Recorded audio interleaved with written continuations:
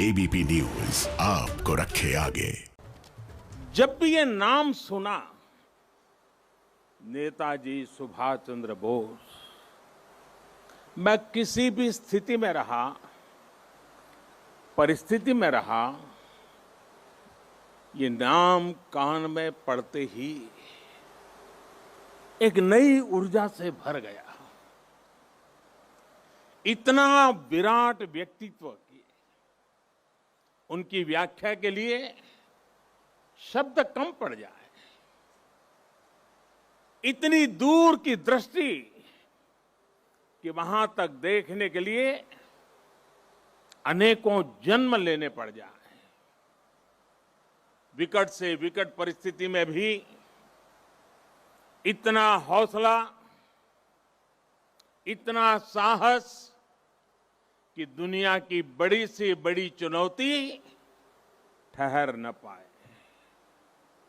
मैं आज नेताजी सुभाष चंद्र बोस के चरणों में अपना शीश झुकाता हूं, उन्हें नमन करता हूं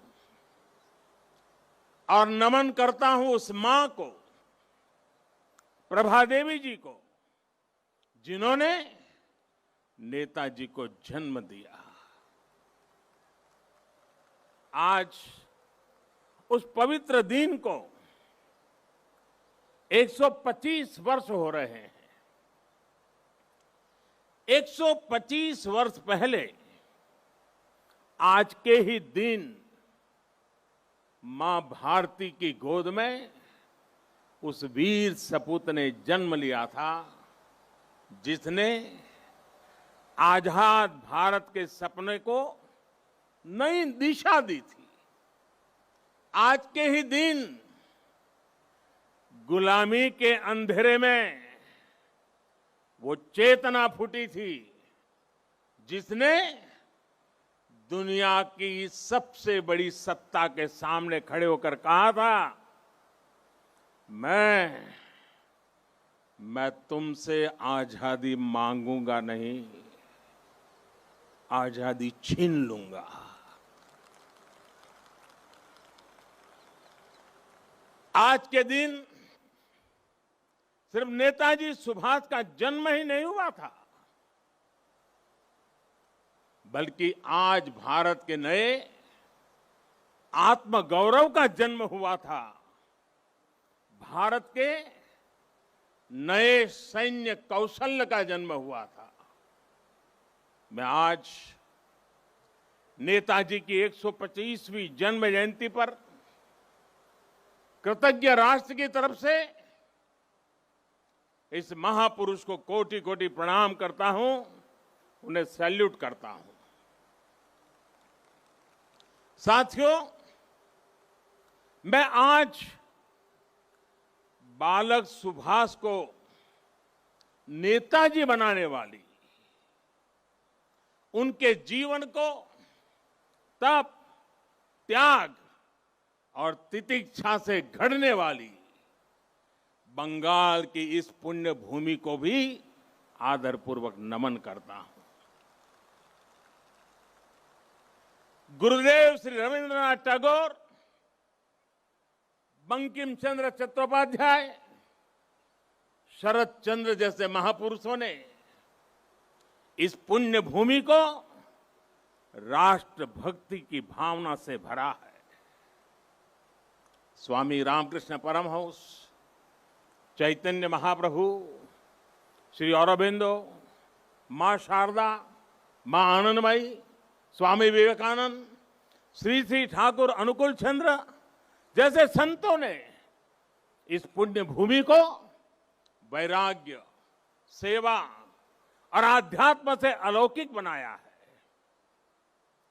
ईश्वर चंद्र विद्यासागर, राजा राम मोहन राय, गुरुचंद ठाकुर, हरिश्चंद्र ठाकुर जैसे अनेक समाज सुधारक, सामाजिक सुधार के अग्रदूतों ने इस पुण्य भूमि से देश में नए सुधारों की नींव भरी है।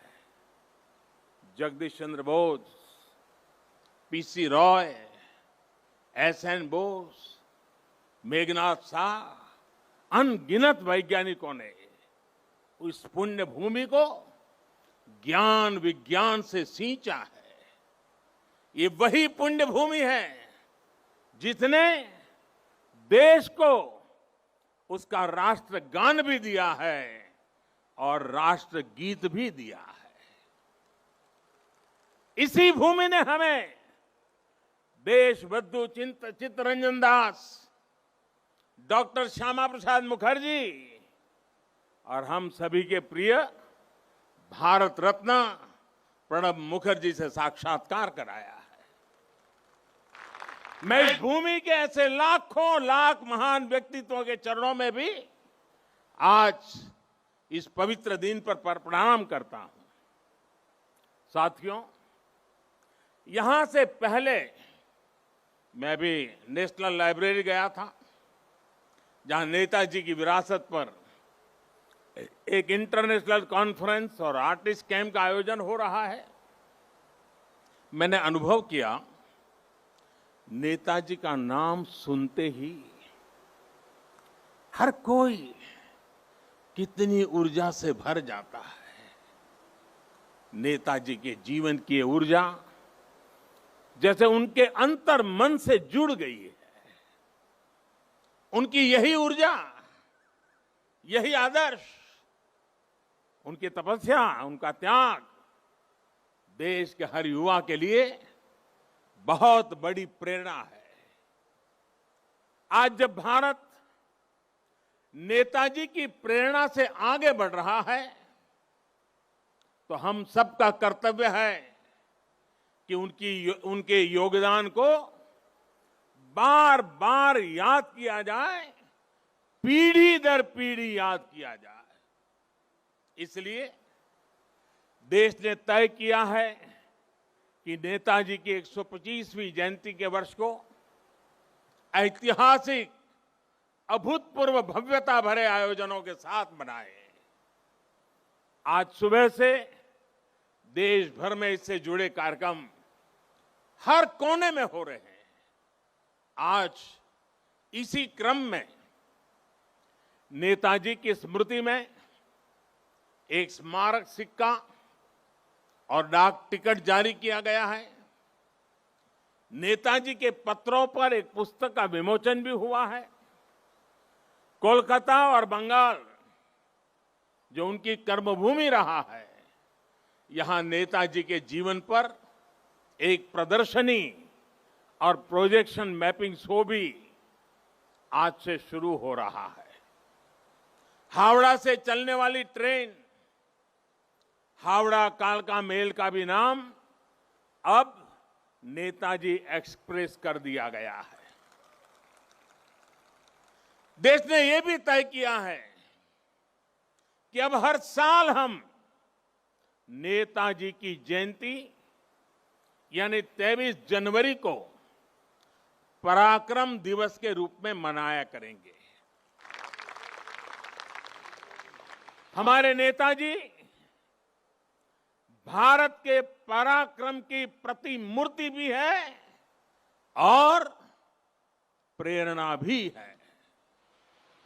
आज जब इस वर्ष देश अपनी आजादी के 75 वर्ष में प्रवेश करने वाला है, जब देश आत्मनिर्भर भारत के संकल्प के साथ आगे बढ़ रहा है, तब नेताजी का जीवन, उनका हर कार्य, उनका हर फैसला हम सभी के लिए बहुत बड़ी प्रेरणा है। उनके जैसे फौलादी इरादों वाले व्यक्तित्व के लिए असंभव कुछ भी नहीं था। उन्होंने विदेश में जाकर देश से बाहर रहने वाले भारतीयों की चेतना को झकझोरा। उन्होंने आजादी के लिए आजाद हिंद फौज को मजबूत किया। उन्होंने पूरे देश से हर जाति, पंथ, हर क्षेत्र के लोगों को देश का सैनिक बनाया। उस दौर में जब दुनिया महिलाओं के सामान्य अधिकारों पर ही चर्चा कर रही थी, नेताजी ने रानी झांसी रेजिमेंट बनाकर महिलाओं को अपने साथ जोड़ा। उन्होंने फौज के सैनिकों को आधुनिक युद्ध के लिए ट्रेनिंग दी, उन्हें देश के लिए जीने का जज्बा दिया, देश के लिए मरने का मकसद दिया। नेताजी ने कहा था, भारत डाक से रोकटो डाक दिए छे रोकतो के ओठो दांडाओ आमोदेर नोस्टो करार मतो सोमोय नोय।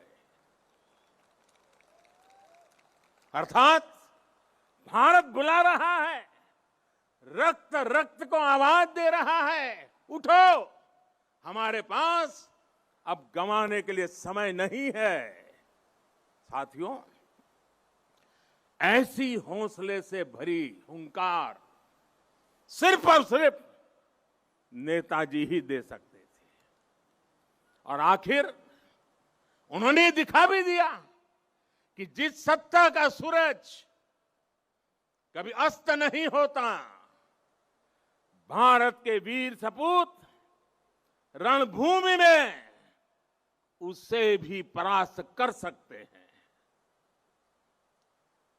उन्होंने संकल्प लिया था, भारत की जमीन पर आजाद भारत की आजाद सरकार की नींव रखेंगे। नेताजी ने अपना ये वादा भी पूरा करके दिखाया। उन्होंने अंडमान में अपने सैनिकों के साथ आकर तिरंगा फहराया।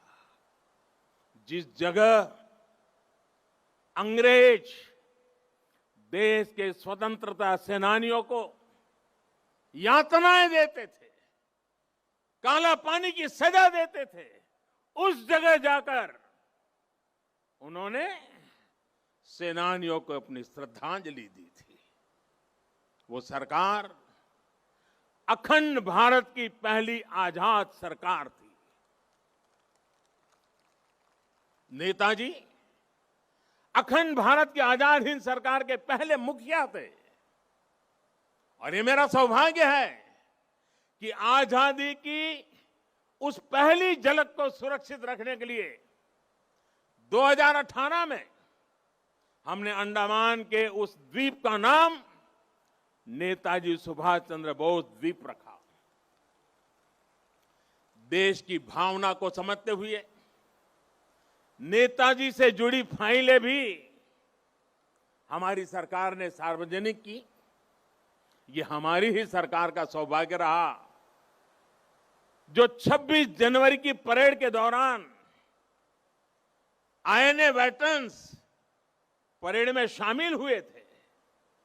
आज यहां इस कार्यक्रम में आजाद हिंद फौज में रहे देश के वीर बेटे और बेटी भी उपस्थित है। मैं आपको फिर से प्रणाम करता हूं और कब प्रणाम करते हुए कहीं कहूंगा कि देश सदा सर्वदा आपका कृतज्ञ रहेगा, कृतज्ञ है और हमेशा रहेगा। साथियों, 2018 में ही देश ने आजाद हिंद सरकार के 75 साल को भी उतने ही धूमधाम से मनाया था। देश ने उसी साल सुभाष चंद्र बोस आपदा प्रबंधन पुरस्कार भी शुरू किए। नेताजी ने दिल्ली दूर नहीं का नारा देकर लाल किले पर झंडा फहराने का जो सपना देखा था, उनका वो सपना देश ने लाल किले पर झंडा फहराकर पूरा किया। भाइयों और बहनों, जब आजाद हिंद फौज की कैप मैंने लाल किले पर झंडा फहराया था, उसे मैंने अपने सर पे लगाया था, उस वक्त मेरे मन मस्तिष्क में बहुत कुछ चल रहा था, बहुत से सवाल थे, बहुत सी बातें थी, एक अलग अनुभूति थी। मैं नेताजी के बारे में सोच रहा था, देशवासियों के बारे में सोच रहा था। वो किसके लिए जीवन भर इतना रिस्क उठाते रहे? जवाब यही है, हमारे और आपके लिए। वो कई कई दिनों तक आमरण अनशन किसके लिए करते रहे? आपके और हमारे लिए। वो महीनों तक किसके लिए जेल की कोठरी में सजा भुगतते रहे? आपके और हमारे लिए। कौन ऐसा होगा जिसके जीवन के पीछे इतनी बड़ी अंग्रेजी हुकूमत लगी हो, वो जान हथेली पर रखकर फरार हो जाए? हफ्तों हफ्तों तक वो काबुल की सड़कों पर अपना जीवन दांव पर लगाकर एक एम्बेसी से दूसरी से चक्कर काट लगाता रहे। किसके लिए? हमारे और आपके लिए। विश्व युद्ध के उस माहौल में देश के बीच पल पल बदलते देशों के बीच के रिश्ते, इसके बीच क्यों वो हर देश में जाकर भारत के लिए समर्थन मांग रहे थे, ताकि भारत आजाद हो सके, हम और आप आजाद भारत में सांस ले सके। हिंदुस्तान का एक एक व्यक्ति नेताजी सुभाष बाबू का ऋणी है। 130 करोड़ से ज्यादा भारतीयों के शरीर में बहती रक्त की एक एक बूंद नेताजी सुभाष की ऋणी है। ये ऋण हम कैसे चुकाएंगे? ये ऋण क्या हम कभी चुका भी पाएंगे? साथियों, जब नेताजी सुभाष यहां कोलकाता में अपने 38/2 एल्गिन रोड के घर में कैद थे, जब उन्होंने भारत से निकलने का इरादा कर लिया था, तो उन्होंने अपने भतीजे शिशिर को बुलाकर कहा था, अमार एकता काज कोरते पारबेगा?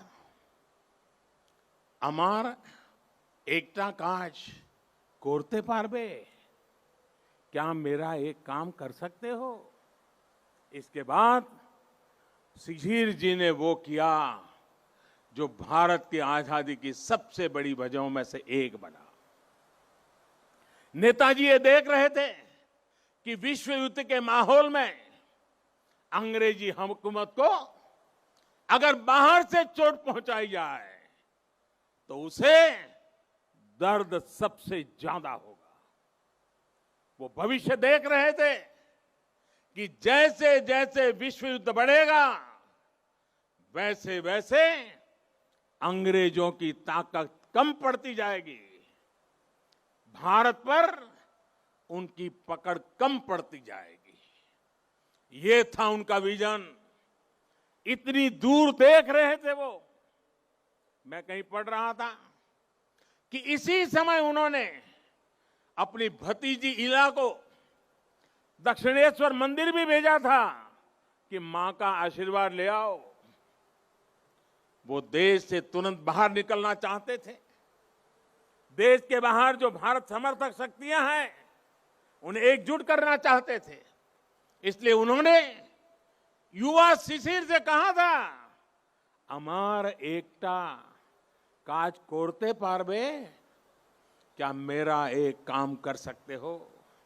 साथियों, आज हर भारतीय अपने दिल पर हाथ रखे, नेताजी सुभाष बाबू को महसूस करे, तो उसे फिर से ये सवाल सुनाई देगा, अमार एकता काज कोरते पारबे? क्या मेरा एक काम कर सकते हो? ये काम, ये काज, ये लक्ष्य आज भारत को आत्मनिर्भर बनाने का है। देश का जन जन देश का हर क्षेत्र, देश का हर व्यक्ति इससे जुड़ा है। नेताजी ने कहा था, पुरुष अर्थो एवं उपकरण निजे राय विजय बा স্বাধীনতা আনতে পারে না। আমাদের অবশ্যই সেই উদ্দেশ্য সকিত থাকতে হবে যা আমাদের সাহসিক কাজ এবং वीर तपुरना शोषणे उद्बुद्ध करबे। यानी हमारे पास वो उद्देश्य और शक्ति होनी चाहिए जो हमें साहस और वीरतापूर्ण तरीके से शासन करने के लिए प्रेरित करे। आज हमारे पास उद्देश्य भी है, शक्ति भी है।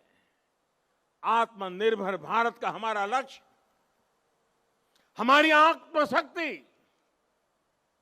हमारे आत्मसंकल्प से पूरा होगा। नेताजी ने कहा था, आज आमादेर केवल एक इच्छा थाका उचित। भारत इच्छुक जाते भारत बांटते पारे। यानी हमारी एक इच्छा होनी चाहिए कि हमारा भारत बच पाए, भारत आगे बढ़े।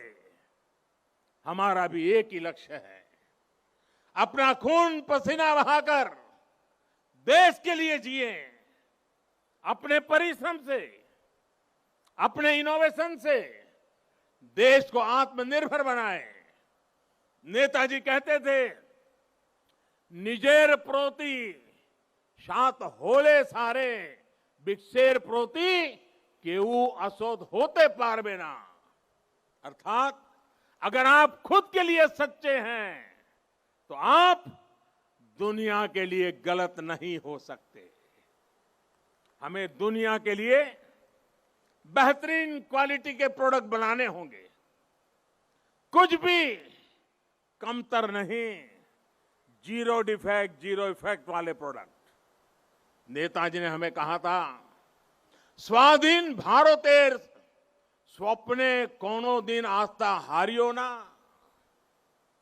বিশ্বে এমন কোন শক্তি নেই যে ভারতকে पराधीनानंतर श्रृंखलाएं बेगे रखते समर्थ होवे।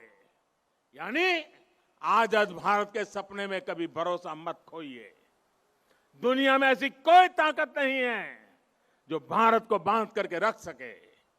वाकई दुनिया में ऐसी कोई ताकत नहीं है जो 130 करोड़ देशवासियों को, अपने भारत को आत्मनिर्भर भारत बनाने से रोक सके। साथियों, नेताजी सुभाष चंद्र बोस गरीबी को, अशिक्षा को, बीमारी को देश की सबसे बड़ी समस्याओं में गिनते थे। सुभाष बाबू कहते थे, आमादेर सबसे बड़ो जातीय समस्या होलो दारिद्र्य अशिक्षा रोग वैज्ञानिक उत्पादन। जे समस्यार समाधान होवे केवल मात्र सामाजिक भावना चिंता द्वारा। अर्थात हमारी सबसे बड़ी समस्या गरीबी, अशिक्षा, बीमारी और वैज्ञानिक उत्पादन की कमी है।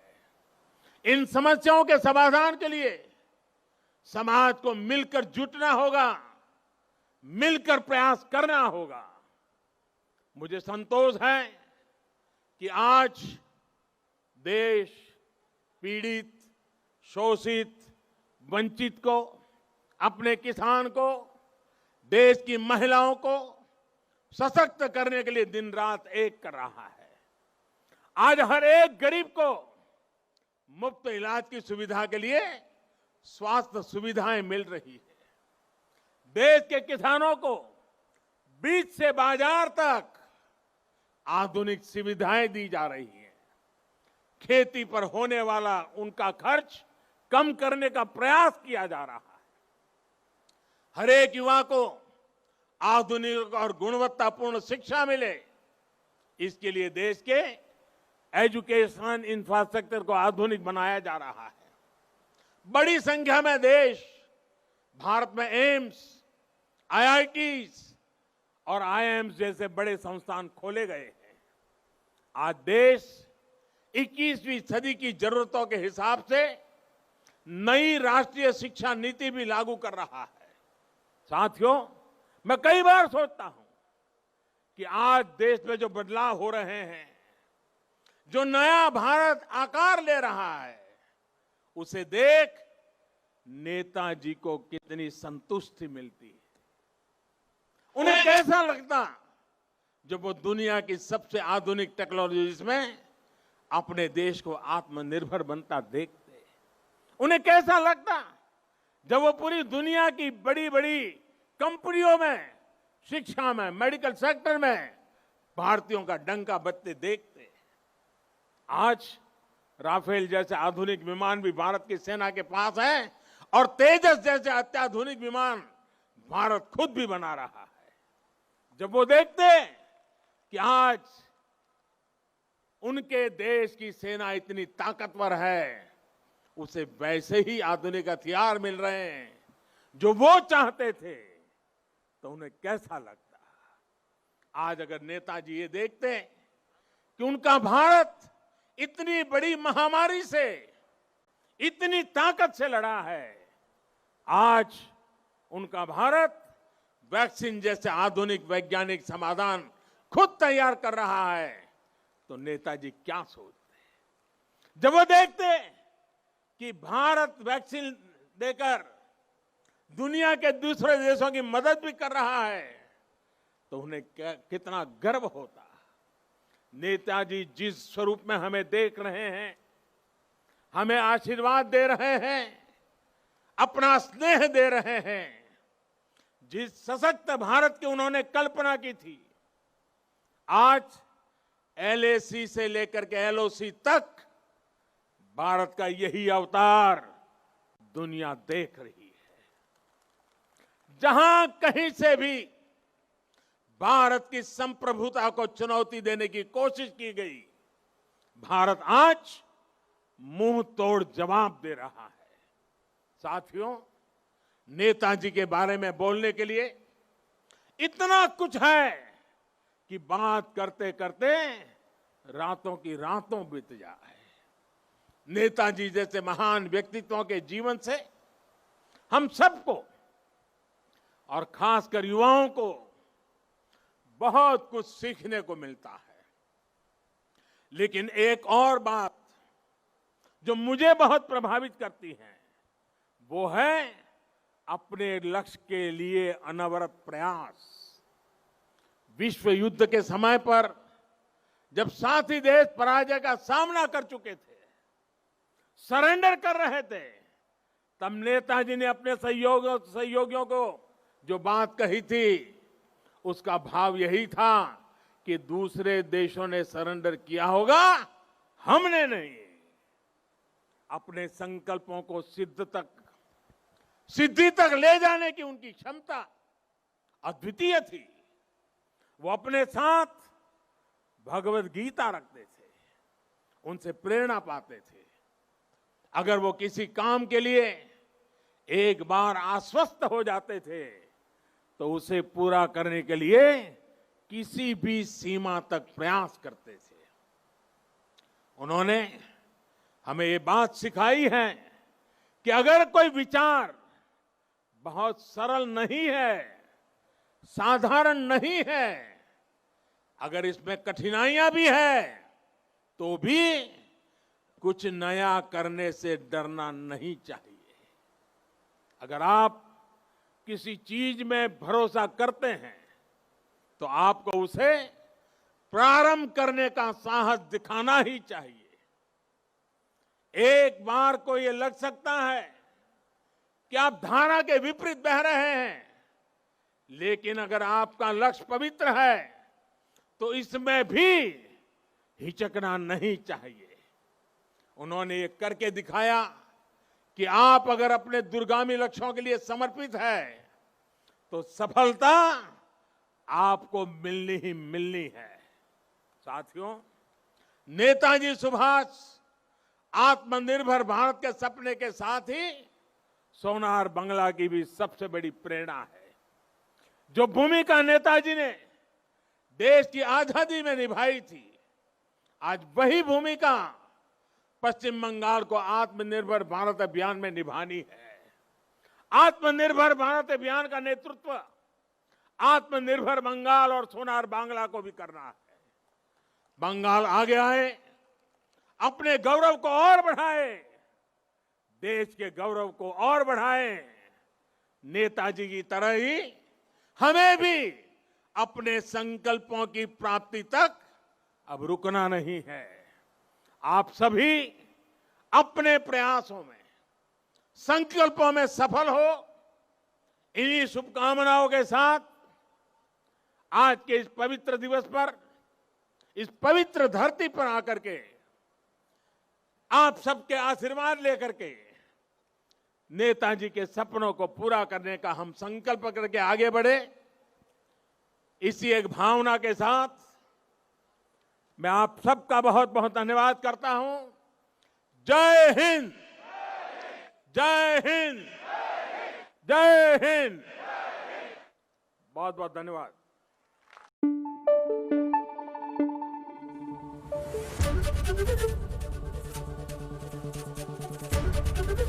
एबीपी न्यूज आपको रखे आगे।